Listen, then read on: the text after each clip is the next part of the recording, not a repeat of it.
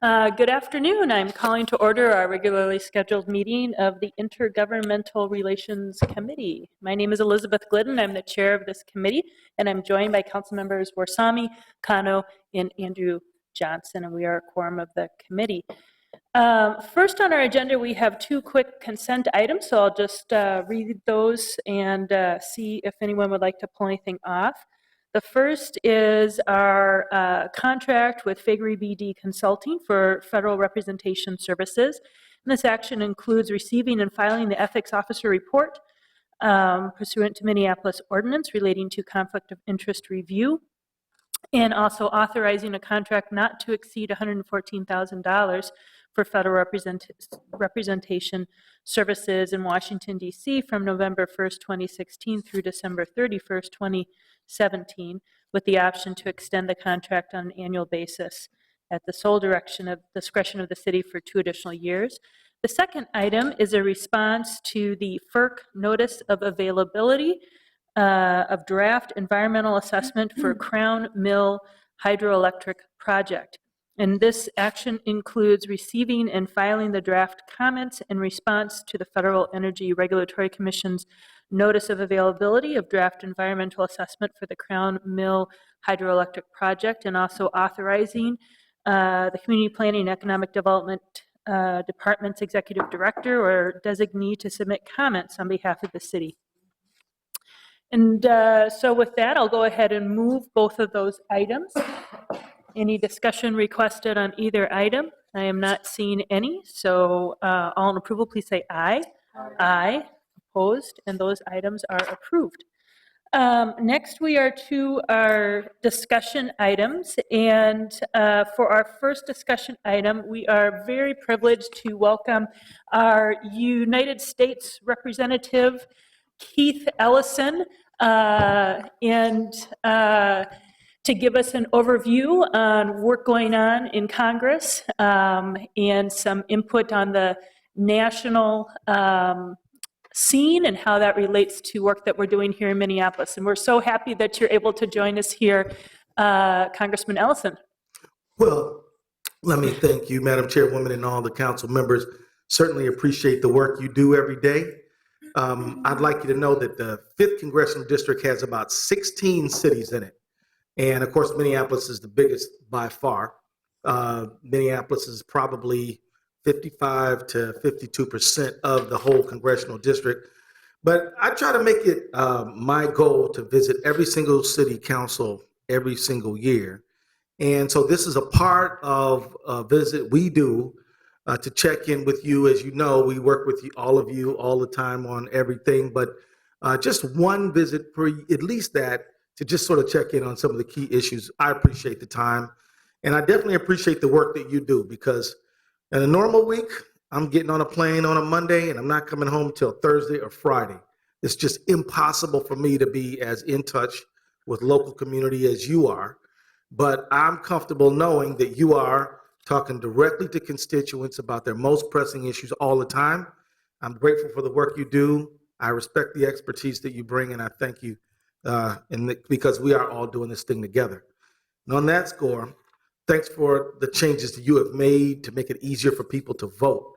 I can tell you right now that the 4 stations that the city of Minneapolis made available for people to access no excuse absentee voting, it's working, it's helpful, it will reduce lines on election day, it makes it so that people who may not have an amenable schedule on election day can just take care of that business early.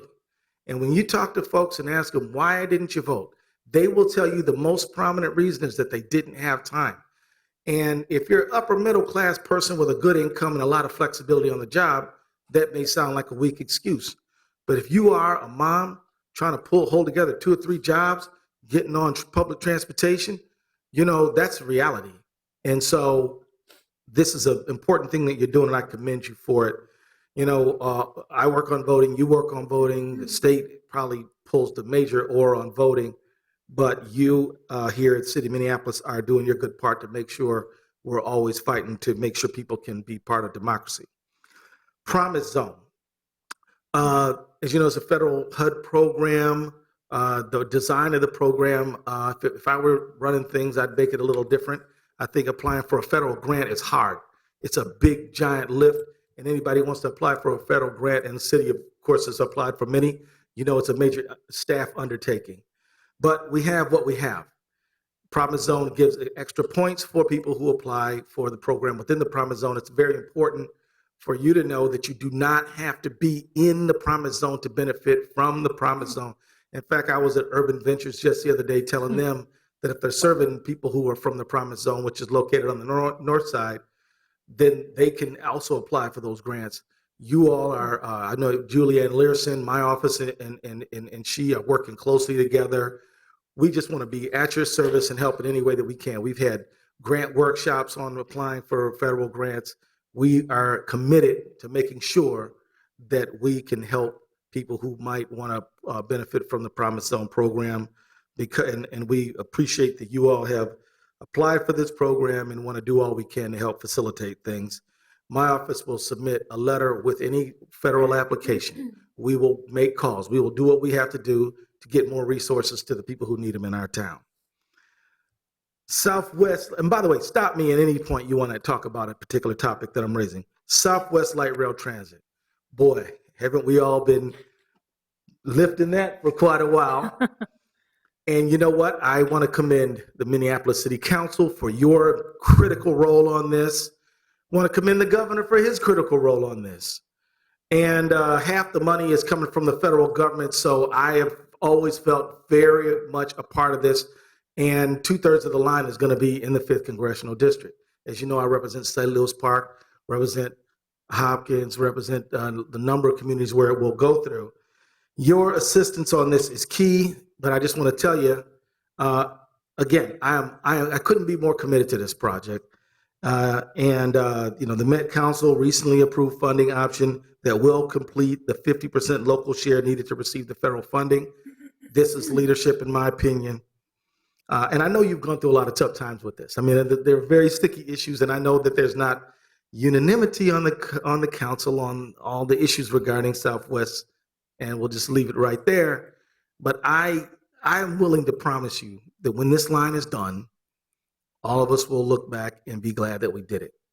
Now, I don't know if you're there with me yet, but I'm telling you, it will end up being a very good thing for our metropolitan area. Going to DC every week as I do, you know, that metro is indispensable. When it breaks down, you see how indispensable it is. And the rich folks in Georgetown, so upset that they took a NIMBY attitude when the line was going in. I'm telling you, we're doing the right thing here, and I thank you for stepping up. And I'll continue to advocate with the Department of Transportation, Secretary Fox, anyone who needs to be talked to, I'm there on that. Now, Botno, equally committed on Botno. Botno is key.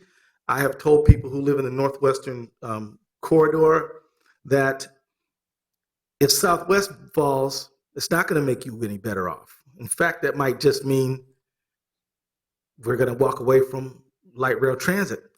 But I understand the Met Council recently met all of their necessary environmental review.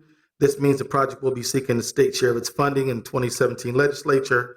And again, I'm all in on this, and we'll be seeking federal support for it. It's just going to help. It's going to take, I don't have to tell you, it's going to take cars off the road. It's going to cut greenhouse gas emissions. It's going to get people to work who don't have the income to sustain a car.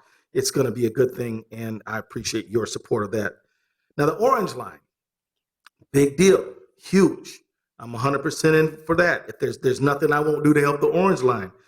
And there have been hiccups along the way, and it's been a long time coming, but I'm glad that the region took an important step in applying for the federal funding for the Orange Line. The Orange Line and 35W Access Project are vital projects for the connecting residents in Minneapolis to jobs and economic opportunity throughout the region. I want to know from you what else I can do to help the Orange Line. It's a fundamental project of ours, and we, Mike Siebenow is here with me, and we're ready to take notes from you on what else you think we could or should be doing. Honestly, I'm for transit, and I'm trying to move people, not cars, and because that's what we really need to be doing. And so the Orange Line is key on that. So Congressman Ellison, thank you. I just want to say we know that you have been there 100% on these major regional transit projects, and we really appreciate your help. On the Orange Line in particular, there are, and of course on Botano and Southwest, but there still remain some outstanding requests that are being made for federal funding. I think I always mix them up, but a small starts grant or that's right. So we have a small starts grant that is outstanding. And so I just wanted to mention again that we are very appreciative of your support. The Orange Line, there become a lot of pressures on these large transit projects. The Orange Line is further complicated because it is also associated with a large MnDOT bridge construction project relating to their Chapter 152 bridges, which have to start work at a certain time. And so that's created additional pressure. So I just wanted to mention how appreciative we are of your support. I think that we're kind of about over all the humps on this, but still have a little bit left to go. Didn't know if you have any more comments on that, but I think the other question I just have is anything you'd like to say to us about, just our standing as a region with the federal government and any additional comments you'd like to make about that. We care very much about our standing and our ability to be competitive for many, many items, but transit being one of them. Well, let me tell you, Vice President Glidden, Minneapolis has an excellent reputation. The Twin Cities do, from a federal standpoint. When I talk to people at the highway or even the secretary, they consider us a region that has our act together, which kind of makes me worried when you look up under the hood and see some of the real challenges that we've had to get to, yes, on certain things. But I think that the reputation we've enjoyed, we should be holding that as a very precious asset, and we shouldn't jeopardize it. So that is my position on that. And I could tell you, I go to DC, Denver, Seattle, several cities in Texas, Chicago, and my job just brings me to those places. And I'm telling you that we are in a very competitive situation with regard to those other cities, particularly like Seattle and Denver, Portland, places like that. And they would love to be able to say to a young professional person with a fancy degree, hey, come live here, don't live there. And I think that we are competing for talent. We are competing for tourists. We're competing for a business location. And we have got to make these investments to be that 21st century city that we are and can become. I think because we have had a pretty good region, we haven't had to think about how we stay competitive as a region. But it's just gotten a lot more competitive, and so we've got to be on the forefront, particularly on this transit thing, because the transit thing is very important to people who are concerned about global climate change, people who are tired of cars. A lot of millennials don't want a car or want to park it and use it on the weekend. I was talking to Councilmember Johnson about how we're not even going to be driving cars no more. We're going to be in driverless cars. Is that right, Councilmember? And so we've just got to stay on the very forefront of that. But let me just mention to you another issue that I think all of us are concerned about is riverfront. Now, I hope I'm not wading into rough waters here, but I believe that riverfront is one of the most wonderful things about our region. And I'm talking about the Mississippi River. The Mississippi River, I worked very hard to pass legislation to close the lock and dam. Thank you for your support. Senator Klobuchar and I, and then there was this one staff member who's right from this town named Ann Christensen. I got to invoke her name because she worked so hard, and we did it to protect the river from the carp. But as we closed that lock and dam, it opened up a whole new set of possibilities for what that river could be. President Johnson and I have talked about the possibility of capping 94 so people could get a little bit more access to the river. I know this is not without its controversial points, but I think we agree that connecting people on the north side to the river is really important.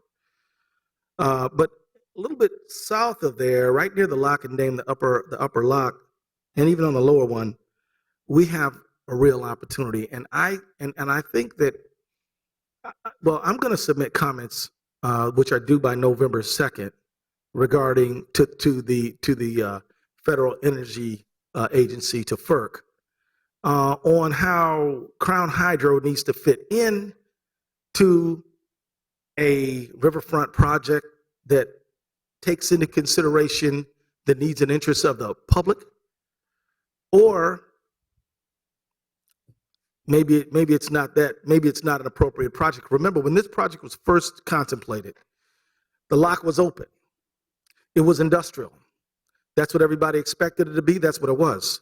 Now that the lock has closed, and now that the price point of solar and wind has dropped, investing major resources in a hydroelectric project on our precious river space either has to fit into what the public's needs are or means to be deprioritized. That's my opinion. That's what I'm going to say to FERC. And I share that with you because I'd like to share with you what my thinking is on it. It is possible to do both, but quite frankly, I haven't heard from the people who are pushing from Crown Hydro. I'd like to hear from them. I do plan on reaching out to them.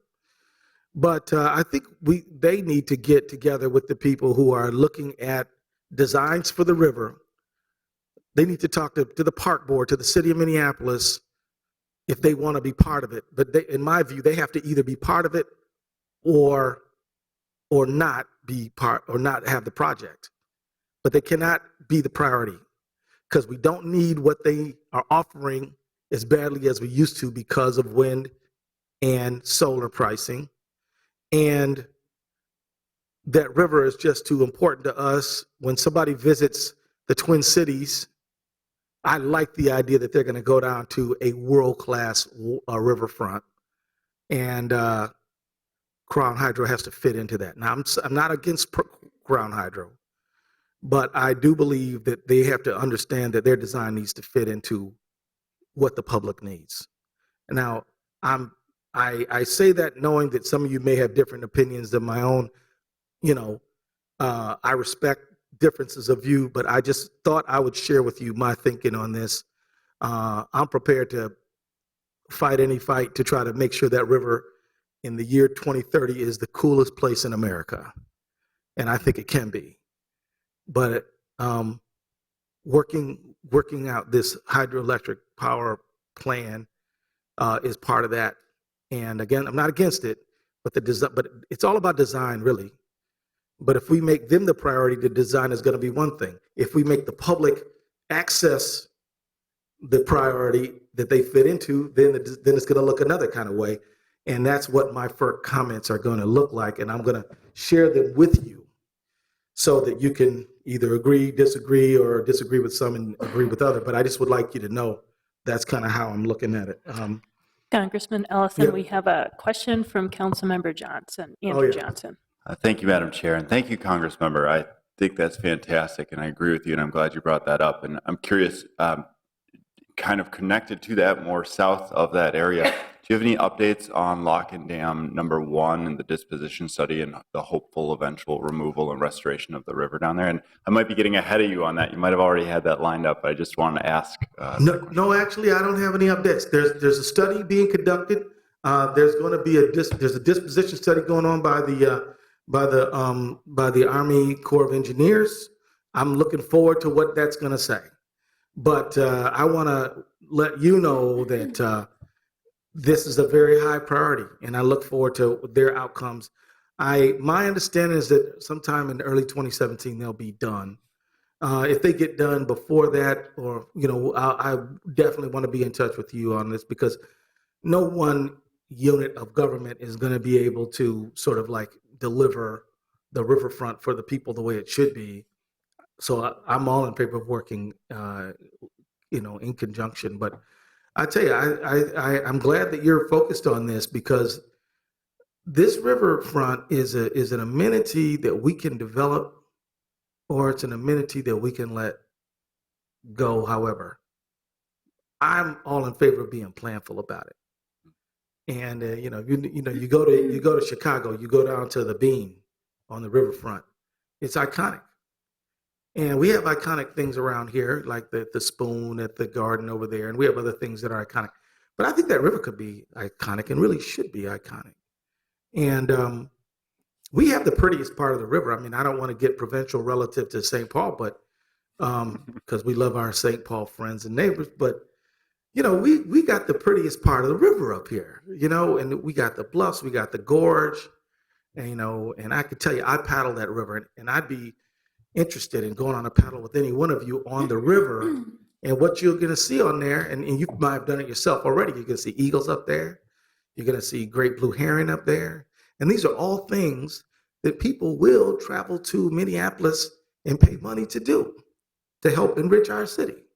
And we should look at that as another offering, in addition to our great sports teams and our great theater and our great parks and our many other things that are awesome. That's something else, but we've got to develop it. Let me move on and say I'm on the Financial Services Committee. And this has been a committee that has been really active over the last several years, from the mortgage issues to the credit card issues to all kinds of things. We recently had a hearing in which John Stumpf, the CEO of Wells Fargo, presented. And I asked him about how their sales program worked.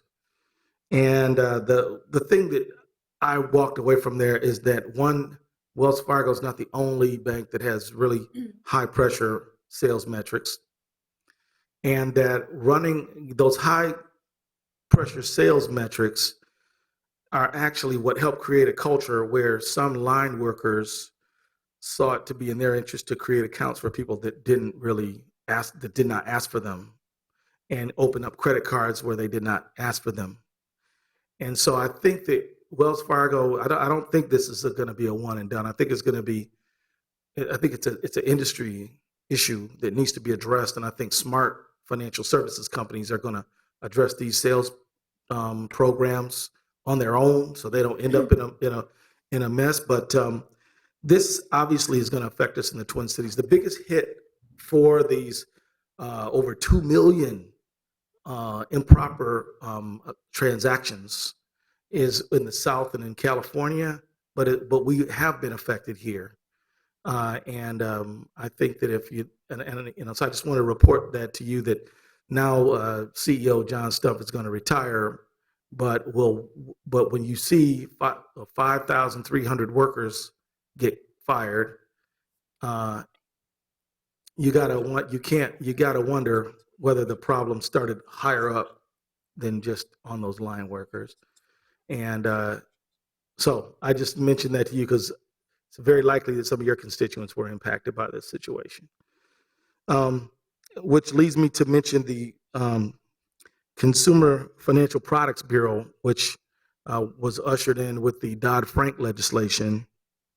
To date, there's been over $12 billion returned back to consumers because of investigations of fraud and abuse and improper, unethical practices.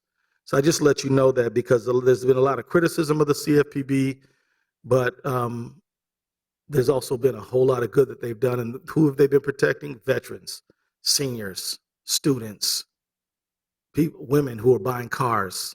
As you know, women pay more for everything, including dry cleaning.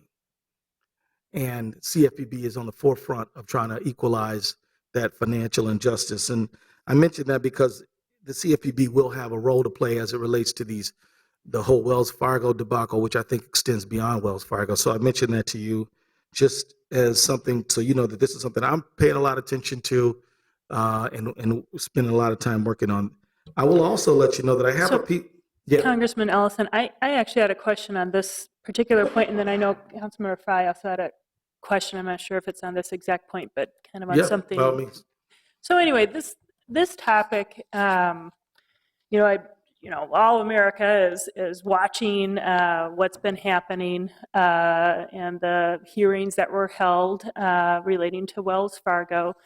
But kind of all these issues with the credit are much bigger issue. Absolutely. And yet we have very few, that's my editorializing here, but very few ways that the consumer has an ability to be protected from abuse. It Right. is very hard as a consumer to identify when you have been taken advantage of. That's right. It is hard even if you know you've been taken advantage of, and even then, if you know something's wrong, you're not sure, is this like against the law or what is it? But then it's hard to get help with what do I do to pursue that.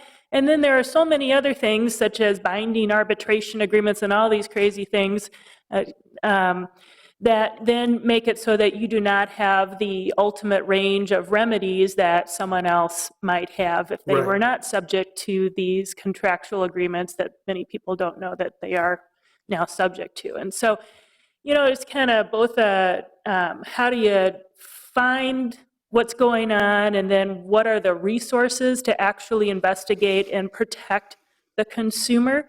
And so I just want to know if you might comment on that a little bit more. It kind of relates to the other work I know that you're Right. doing about credit score, Yeah, which I I was think is gonna get into another that, just yeah. general area of just absolute abuse Absolutely. of the just average consumer.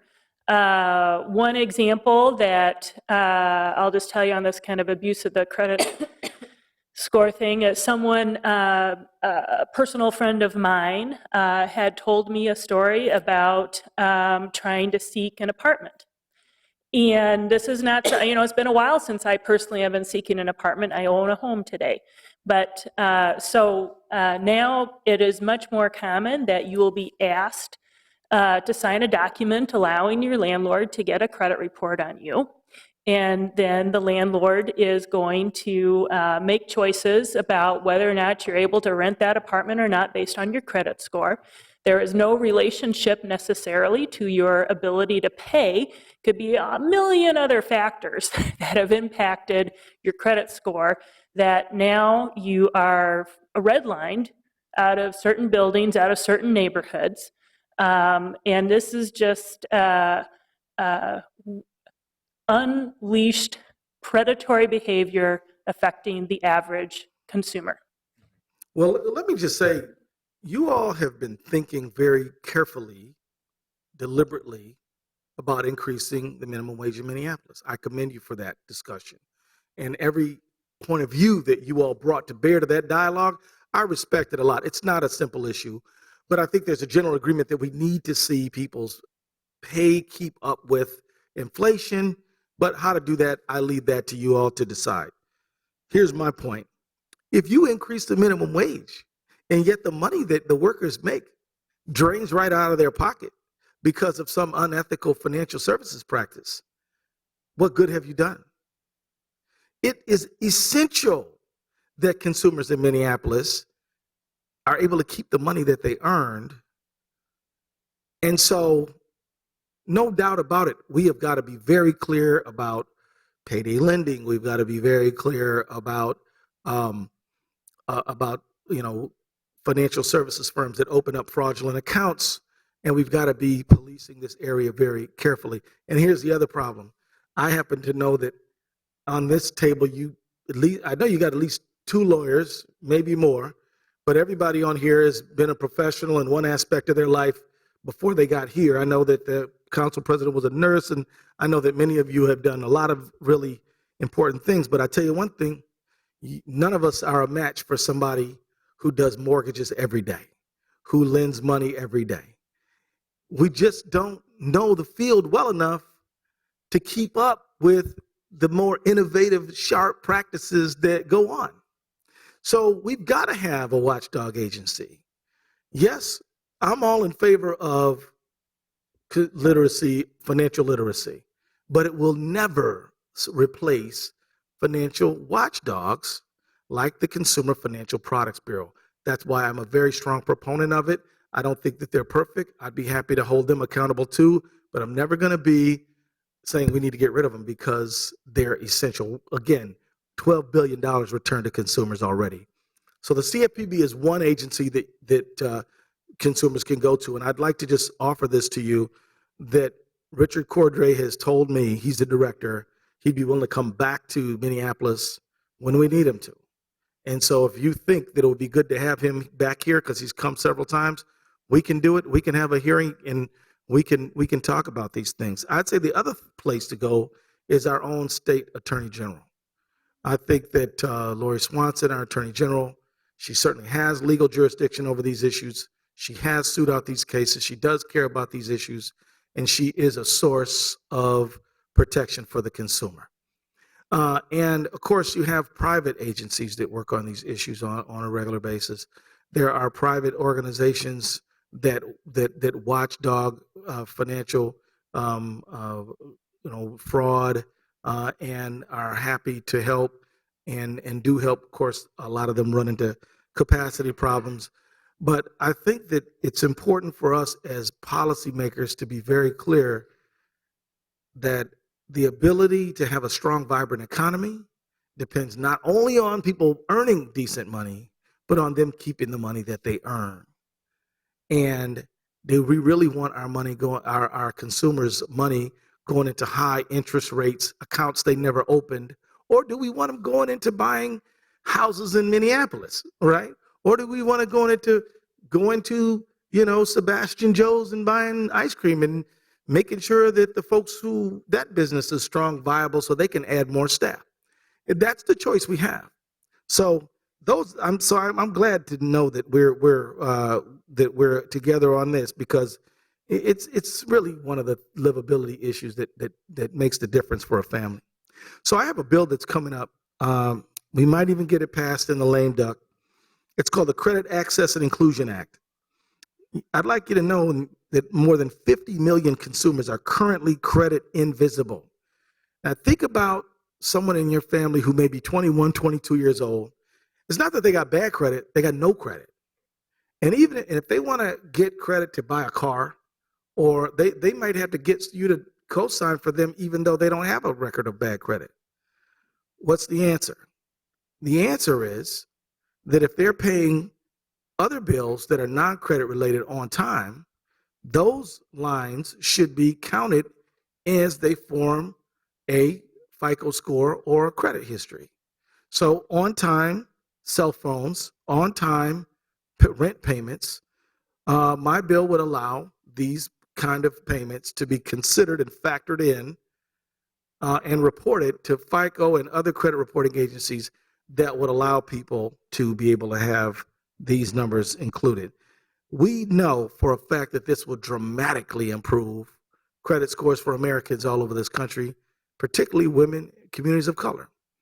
Now, it's not even about borrowing money. Some of you might think, well, we don't necessarily want people to borrow more money. Well, that's a personal choice for them, in my view, but a lot of times they'll check your FICO score or your credit score when you rent an apartment.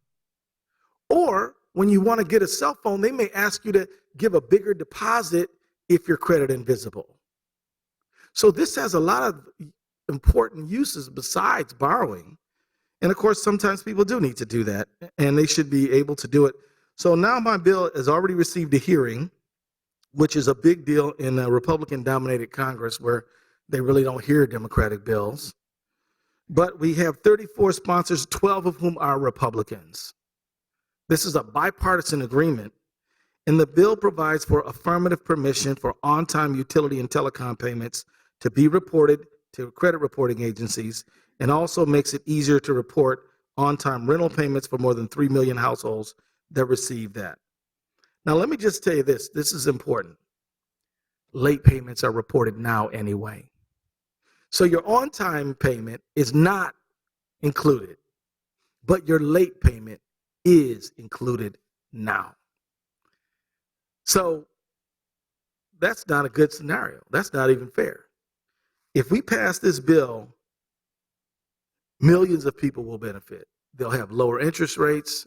They'll have to place fewer deposits. And the credit reporting agencies like it because they're getting more accurate data. And so late payments are reported. In fact, according to the Consumer Financial Products Bureau report they found that 8% of collections on credit reports were from telecom payments and 7% from utilities. So the late payments are being counted against them, but the on-time payments are not counted for them.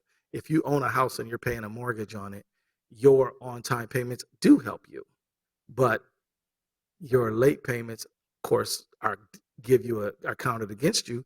But for somebody who's renting, their on-time rental payments don't necessarily help them get a better credit score, but their late rent payments actually count against them. So this is a piece of legislation that we hope to pass. We know we can pass it on a suspension. That means that it doesn't necessarily have to go through committee. It could go through on suspension, and we know it would pass. So I hope it does pass. It would help out a lot. And I could tell you that there's a lot of families that have expressed interest in this piece of legislation. Let me move now to justice issues. On the issue of immigration, I am as steadfastly in favor of immigration reform as ever, notwithstanding some of the national political rhetoric. I do believe that depending on how the election turns out, we may be in a position to actually move a bill, which is something that's somewhat of has been a long time coming. I'm particularly concerned about one small aspect of immigration, which is the U visa. Now, the U visa is a non-immigrant visa, which allows people to stay in the country during the investigation of a crime. This means that if the officer wants to, they can certify that this individual can stay in the country because they're liable to be a witness in a criminal investigation.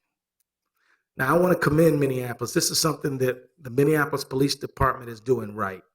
They have a good U visa program.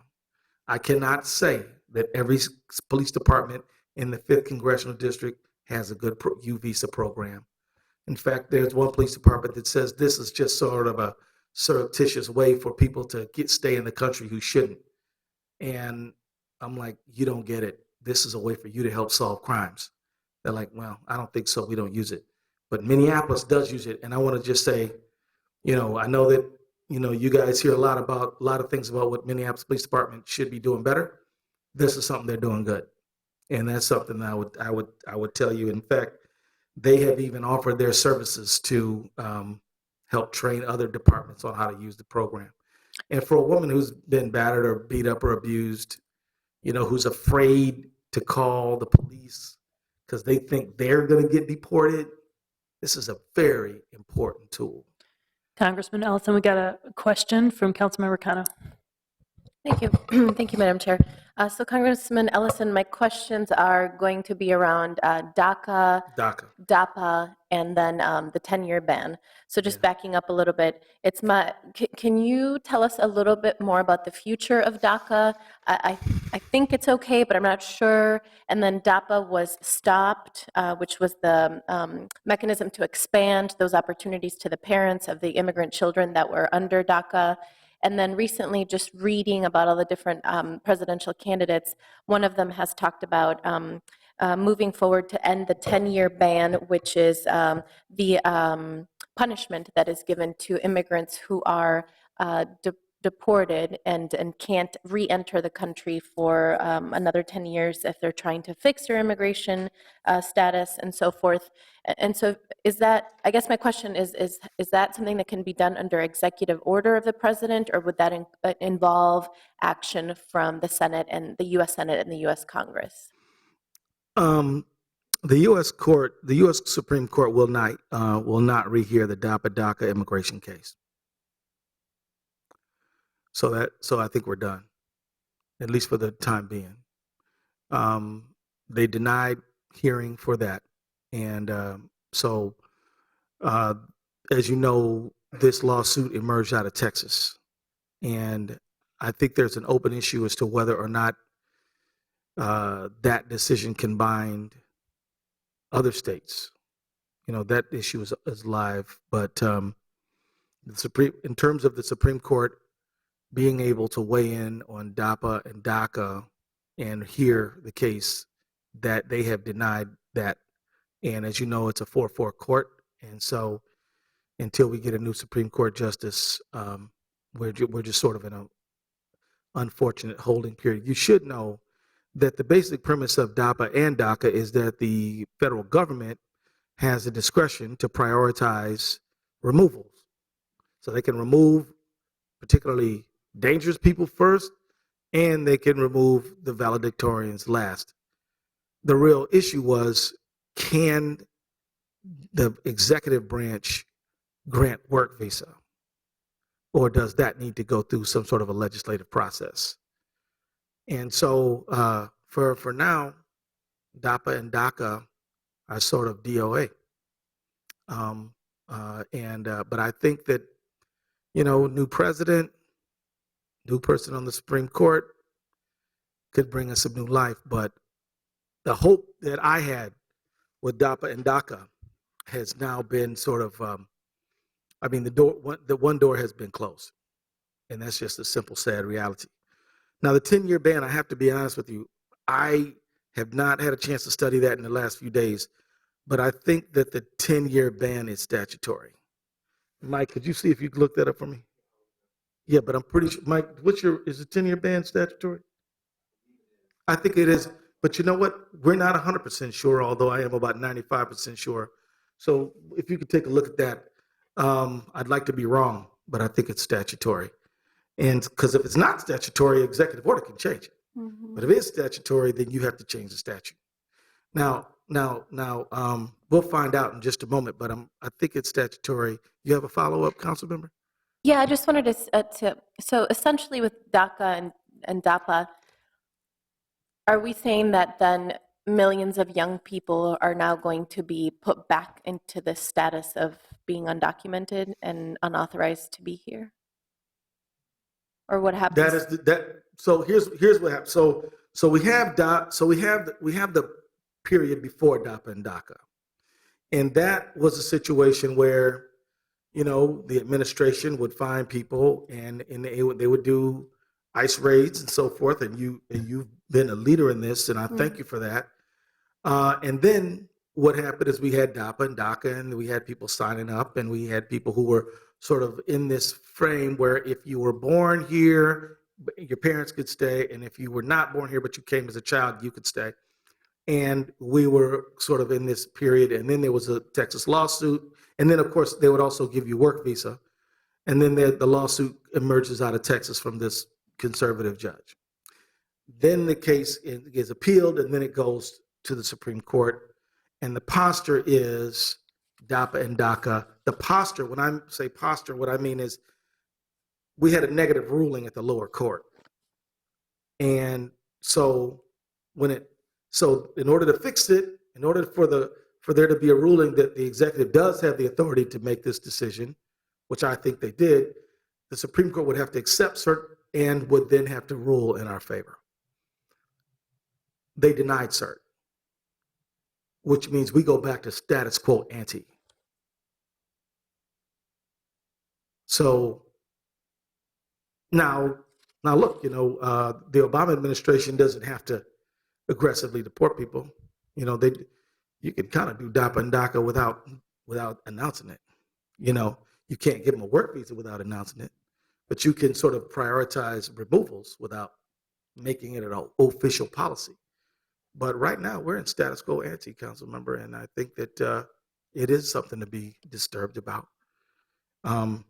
We'll send you the research that we have. And so, yeah, as a matter of fact, you've given me an idea. We might need to do a community meeting to clarify with everybody what's going on. This was just October 3rd that the Supreme Court made this decision. It's like really brand new. What's today, the 12th, 13th? This decision really just hit. And so that's kind of why we're in this posture. It's the decision's not even 10 days old, and it really didn't get much press, to tell you the truth. I don't know what you all think. I don't think that that ruling got, because it wasn't like a ruling, just they just denied cert, so it's kind of like not much news on it. But we'd be happy to work with you to do a community meeting on this and what it means. Yeah, no, I would really appreciate that, because I think having all these young people apply. I mean, I remember there was a really big push to get a lot of undocumented folks to apply to the DACA program. And now, they were enrolled and some of them got work. And now they have to kind of go back to being in the shadows. And so what does that mean for our local economy? What does that mean for who's getting education? What does that mean for the growth of our city and our state? And so not kind of, ignoring that reality. And I agree with you. It did not get enough attention No. in the media. But we got to bring it to light, because at this point, like, ICE can sort of not be aggressive. Mm-hmm. But in terms of getting that work visa and getting a permanent status that you don't have to hide, that's just all up in the air. Mm-hmm. But then what about the state DREAM Act? How does that play? You know what I mean? Mm-hmm. There are a number of unanswered questions. So if you're interested, we'd be more than happy to do sort of a community meeting on this issue. Sure. Yes. And I know how hard you worked on this, so I definitely am feeling for you right there. Let me move on to the issue of criminal justice.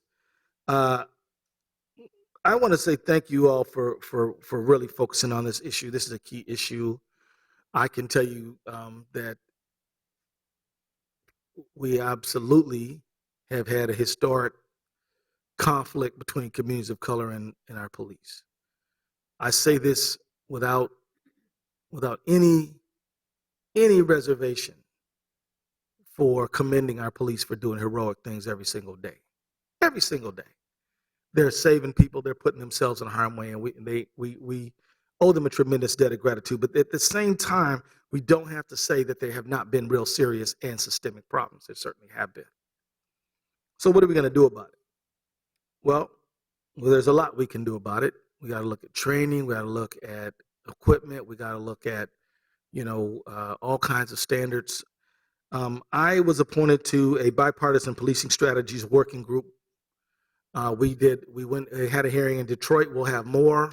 I've asked that we could have one in Minneapolis. And we definitely need your input on how we move forward. I could tell you that this, I just got through with a meeting with Catherine Rowe, who's our federal public defender, and she is working on this issue. They have a federal bipartisan task force through the federal court. Justice Roberts commissioned this task force, and they're looking at everything from policing to sentencing and everything in between.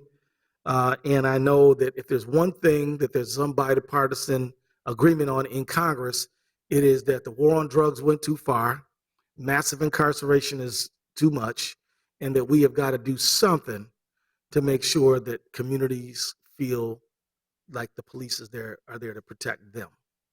Unfortunately, you can have a department full of officers who do nothing but the right thing all the time, but if there's one ugly incident, the citizen doesn't say that John Smith mishandled me. They say the police did. And so this is the kind of the problem that we're in. I could tell you this. I think that there is an openness among many sectors of the law enforcement community to this dialogue. And I'm glad to see that. I want to, urge you all to continue the work you're doing to build trust and accountability. It's key, and we're going to be doing the same. If you have any recommendations on what the federal government could or should be doing, we want to hear them. Things we're thinking about are things like with burn, JAG, and COPS grants to put in some provision that there be some demonstration of working cooperatively with community.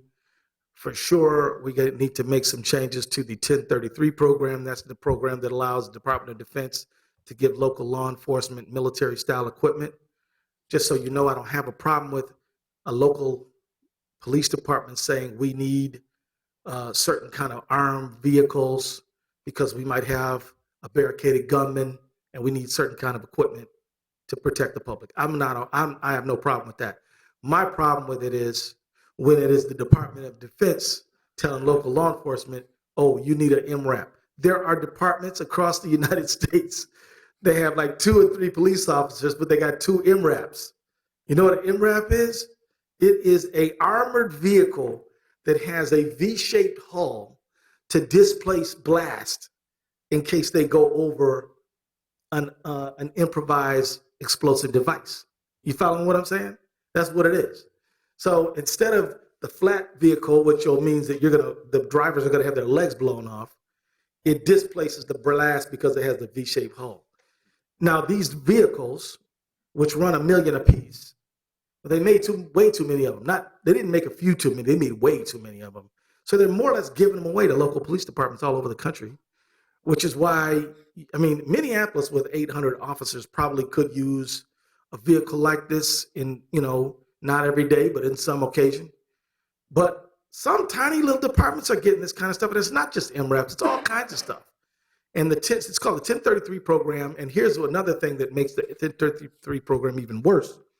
You have to use the military equipment within a year or they'll take it back, which means they guarantee that it's going to get used. And this issue came to light during Ferguson, when the Ferguson Police Department was bringing out all this military style stuff and against unarmed protesters. So we're doing that. We did have a bill on body cams. I thought that was, I know some citizens didn't think it was a good bill. I thought it was better than nothing, but it's there. Away from the issue of policing, but still in the area of criminal justice, I could tell you that myself and Senator Rand Paul have bills on reducing mandatory minimum sentencing, which, as a former criminal defense lawyer, I can tell you is a program with no merit. I think you want to sentence somebody, let probation write a report and let the judge do the sentence. But for Washington, D.C. to be sentencing somebody in Minneapolis is ridiculous. I don't believe in mandatory minimum sentencing. I believe in the grid, but I don't believe in this. Everybody who does this gets that, which is what we have, which is why we have 2.5 million people behind bars. So on the issue of affordable housing. So just a second, Congressman. So, so I just wanted to have a quick comment on kind of this bucket of work that you've been talking about. First, I think that we are really grateful that you are on this congressional task force on policing. And I think if we are able to get a session in the Twin Cities or whatever makes sense, you can count on us to support in any way possible. I know that we would appreciate that opportunity for community conversation. I am curious if you think that this task force has an end game in terms of, do you actually have deadlines for completing your work and those kinds of things to kind of put pressure on developing a product? And then also, I just want to say I appreciate you gave us some suggestions, which I think actually is very helpful. We can follow up on with what might be ideas for what the federal government could do or fund through its existing programs. And so we will for sure follow up on that as well. Yeah, well, yeah. So we're supposed to wrap up our work at the end of this session, and then it'll be recommissioned and it'll probably finish up early spring. It's being led by the chairman and the ranking member. And so, yeah, we will have a set of recommendations, but that'll be all it is. But then that has to be put into some sort of a bill format and we got to vote. There is some basic consensus around one issue that I think everybody kind of agrees on is training. As you know, there's this model of policing of officer as warrior. And we need to move to a warrior, an officer as guardian. And we have identified certain consistencies in training that have brought us to some level of concern. And so that's going on. But I think that in the springtime, end of winter, there will be a set of recommendations. And also, the president initiated something on 21st century policing, which came out with a set of excellent recommendations that we're actually moving on. So I think that we actually have a bill on criminal justice reform that could be brought up during the lame duck, but that bill is not a product of this bipartisan task force. So thank you for those questions. And then just, I know that your staff had asked me to make sure I was giving you a little time check. I know that you have to be somewhere Oh, yeah. around 3 o'clock, and we're about at 2:30. So I think we have just enough time for maybe an overview on the housing piece, which I know we'd All love to right. hear. Well, if I may try to rush the housing piece and then say something about zero waste, if that's okay. Okay, so I just want to say housing is a top priority. Wherever I go, people want to talk about housing and the lack of affordable housing. There have been some small successes. We need a whole lot more housing. Again, we're building a lot of housing, but we're not building housing for low income people, which is a real problem, as you know. I can tell you that I haven't, that Secretary Castro has been to the region 3 times in the last year to engage in dialogue about housing needs. And I'm pushing as hard as we can to move forward on that. As you know, Broadway Flats recently opened. That was assisted with some HUD money. I helped intervene directly on that project, and I'm looking for more to get involved in. But we need 20 Broadway Flats, in my opinion. And this doesn't threaten the regular housing market because these folks can't afford the market anyway. Let me just say lastly, and I will offer this to you as just sort of a candid, observation. I'm actually quite interested in what's going to happen with the Glendale area housing project. That is public housing right now. I can tell you that I am 100% against displacement of those people. 100%. Like, couldn't be more against displacement. But I also have to recognize that we got about 7,000 people waiting for Section 8 and about 7,000 waiting for public housing. And we cannot stand by and let that excellent piece of land be occupied by only 500 units. Now, I know a lot of people who live there are afraid because they think that if we do anything, we're going to get rid of them. I am telling you that I am dead set against getting rid of them. I think they should stay there. They should stay in. They need to have maintenance and improvements and everything else. Have a better grade of housing because that place has not been, been upgraded in a long time. But you could, particularly with modern building techniques, put more people in there and alleviate some of the pressure. And if we did that, these people would be on an excellent transit line. They'd have access to Minneapolis and St. Paul. They'd be able to get to the airport, to Eden Prairie and they'd be in employment, a high employment sector. They'd be in an area of opportunity because they're right next to the University of Minnesota. They don't want to do anything because they think that anything they do will mean that they might get pushed out. But I think, and we've been kind of hamstrung because people don't have any trust. I believe that we all need to try to figure out how to build the trust that we need to develop that land for more affordable housing. And I know it's not going to be easy because trust is low over there.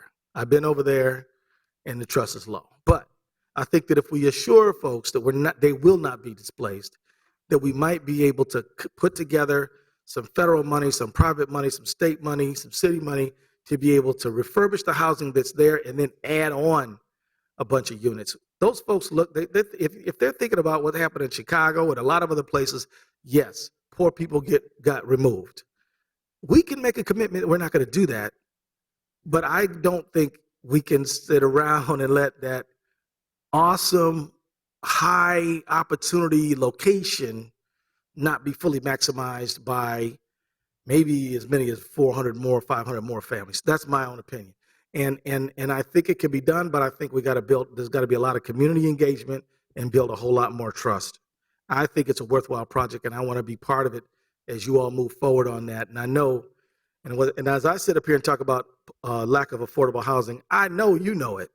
I know you know it. I think Councilmember Fry's district, we got a lot of housing going up, but all of it is market rate housing, and which is good. But we need some housing that some people making $11 an hour can afford, and so that to me is really important. I just want to share that with you because it's something that I really want to work on, and definitely feel that it shouldn't only be Glendale where we're doing affordable housing. We should be doing it all over, but we should be doing it there.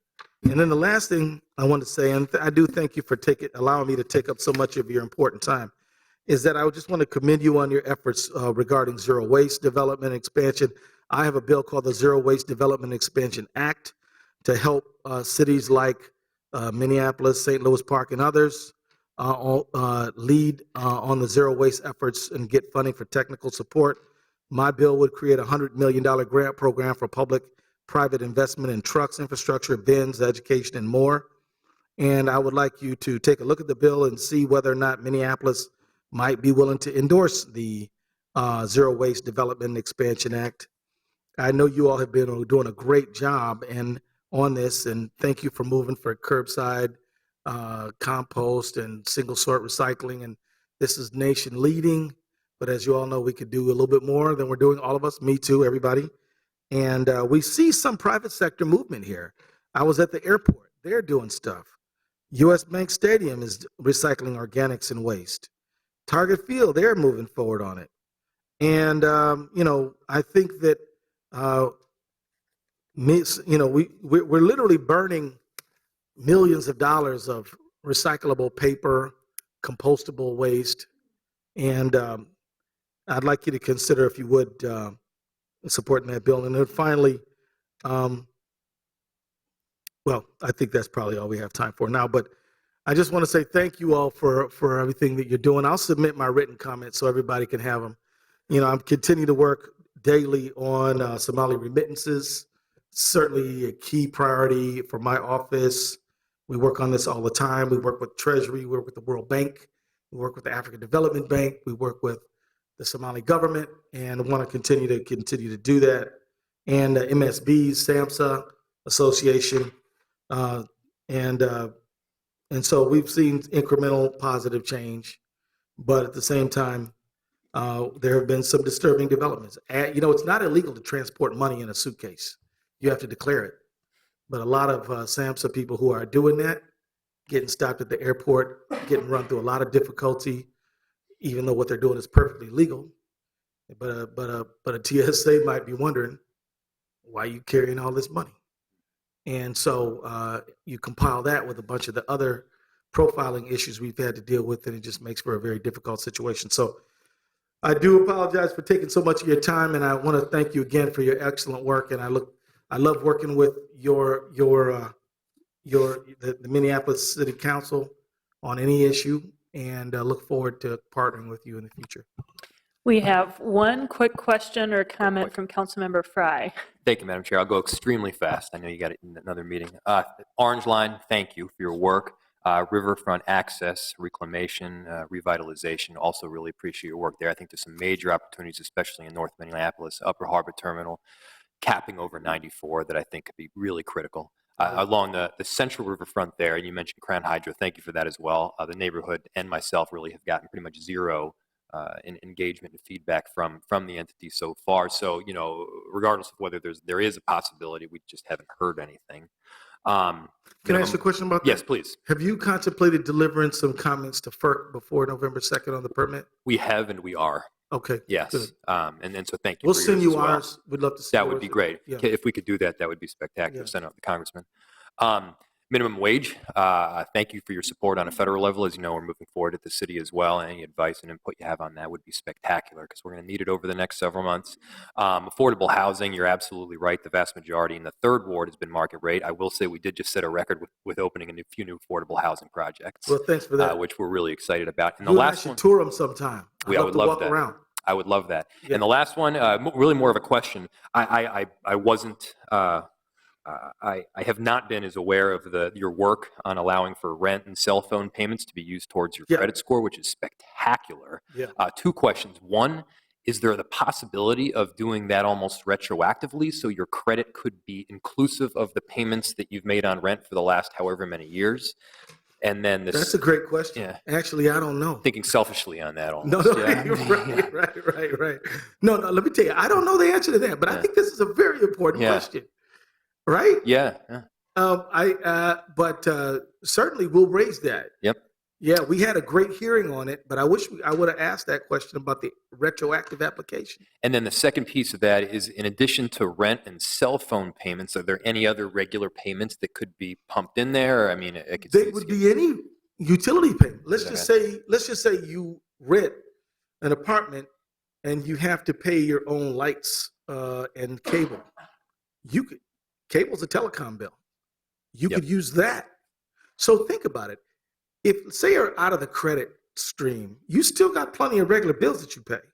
And your payment of those bills is predictive of your likely to default, right? Mm-hmm. Rent, Mm-hmm. lights, cable, cell phone, boy, that's 4. And so you're paying them all time, but you don't get any credit for it. Yep. And I'm telling you, it's wrong. And I think we're going to get this bill passed. If you all can send a letter that I can share with my colleagues, that would be a big benefit. And we'll give you any information you need on that. But yeah, so I mean, I'm excited about it. I mean, it's so hard to pass anything through this Congress, but we might just get that done. Thank you. It's greatly appreciated. Thanks again, everybody. We'll be in touch. Thank you so very much.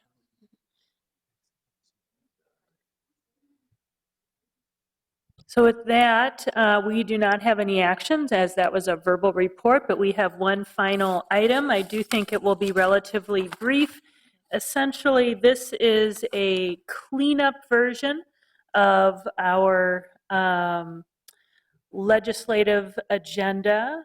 Accomplishing approval of this will allow us to have a more clean document for discussing the more major changes we may make to the legislative agenda for the coming year. And Ms. Bergman will give us an overview of the process that was used by our IGR team to come up with the version that is presented to us today. Thank you, Madam Chair and committee members. Sasha Bergman from the IGR department. And absolutely right. Today I'm planning to present kind of an overview of what got us here, very brief, and then kind of what the next steps would be to adopt some of these updates and other new items to add to the legislative agenda and policy positions for 2017. So ordinarily, this time of year, we are working on new proposals for the legislative policy positions and then the legislative agenda for us to work off of at the state capitol. This year, we undertook a process to do updates to the existing policies and to really take a deep dive and make sure that they represent still what they have, what has been in place for a long period of time. As you know, we had an urban scholar, Guled Ibrahim, who did a fantastic job helping us with this process over the summer. We had more than 20 meetings with staff from across the enterprise, and I tried to do a quick note about how many staff I think were engaged in this process, and I think it was between 40 and 50 from different departments across the enterprise to look at each policy position and see what updates need to be made. Now, at this point, we are still making a couple of final tweaks to the document, so we don't have it done just yet. We are going to be sending it out to folks. We had to do some rearranging of some of the items. They may be moving to different places within the document and things of that nature. So we will be sending that out to you in the next couple of days and would be looking to hopefully have those positions adopted at the next committee hearing on October 27th. And we would be happy to get any feedback that you might have. We are reaching out to each council member on this committee to just talk about the upcoming legislative session and to talk about any new ideas you might have, some of the new ideas that have come from staff throughout the enterprise, but also to talk about any questions you might have about the modified document. In terms of the sort of separate process of soliciting new ideas from staff across the city enterprise and from council members and others, the policy liaison team has met a couple of times over the last several weeks to talk about these new ideas. They will be meeting, I believe, on Monday to kind of reassess all these ideas, provide their recommendations, and then hopefully at the next IGR committee meeting, we would have some presentations from some city departments on some of these new proposals that they would like to see move forward for consideration and inclusion in the 2017 legislative policy positions and legislative agenda. And also in our new idea outreach, we have been in consultation with the League of Minnesota Cities and Metro Cities and working on their policy committees to see what their priorities might be for the next session and other stakeholders as well. So in terms of next steps for the new policy positions that will be up for consideration, again, presentations to this committee. And then ultimately, hopefully at the November IGR committee meeting, those could be adopted into the new or the updated policy position document. And then the full legislative agenda, which is the much shorter and focused list, could be adopted in December in preparation for the upcoming legislative session. With that, I'm happy to stand for questions, and otherwise we will be in touch with your offices to set up time to talk more about all of these things in greater detail to the extent that you have questions. With the focus of the meetings being on the new policy items, correct? Yes, Okay. absolutely. In But preparation for our next meeting. yes, but in Okay. coming days, we will also send that updated, refreshed document based on staff recommendations and then our final adjustments to it to you, so you can review it if you're interested, look at questions you might have or concerns, and then we're happy to talk about that as well if you'd like. Okay. All right. So with that, I think that's a receive and file item. On approval, please say aye. Aye. Opposed? Thank you for that work. And we'll continue the conversation at our next meeting. With that, we've concluded our business and we are adjourned. Thank you.